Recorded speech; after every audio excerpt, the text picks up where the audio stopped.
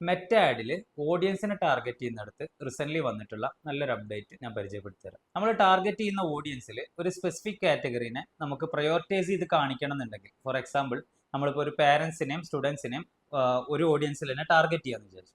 അപ്പോൾ അതിനകത്ത് നമുക്ക് സ്റ്റുഡൻസിലേക്ക് കൂടുതൽ നമ്മൾ ആഡ് ഡെലിവർ ആക്കണം എന്നുണ്ടെങ്കിലൊക്കെ നമുക്ക് ഈ ടൂള് വളരെ യൂസ്ഫുൾ ആവും. നമ്മുടെ ക്യാമ്പയിനിൽ നമ്മൾ ഓഡിയൻസിനെ സെലക്ട് ചെയ്യുന്നിടത്ത് അഡ്വാൻറ്റേജ് ഓഡിയൻസ് നമ്മൾ സ്വിച്ച് ചെയ്ത് ഒറിജിനൽ ഓഡിയൻസിലേക്ക് സ്വിച്ച് ചെയ്യുന്ന ബട്ടണിൽ ക്ലിക്ക് ചെയ്ത് അവിടെ തന്നെ നമുക്ക് അഡ്വാൻറ്റേജ് ഓഡിയൻസ് നിലനിർത്തിക്കൊണ്ട് തന്നെ നമുക്കൊരു വാല്യൂ റൂൾ അപ്ലൈ ചെയ്യുക എന്നുള്ളതാണ്. അതായത് ഫോർ എക്സാമ്പിൾ നമുക്കറിയാം അഡ്വാൻറ്റേജ് ഓഡിയൻസിൽ മിനിമം ഏജ് 18 കൊടുക്കണം.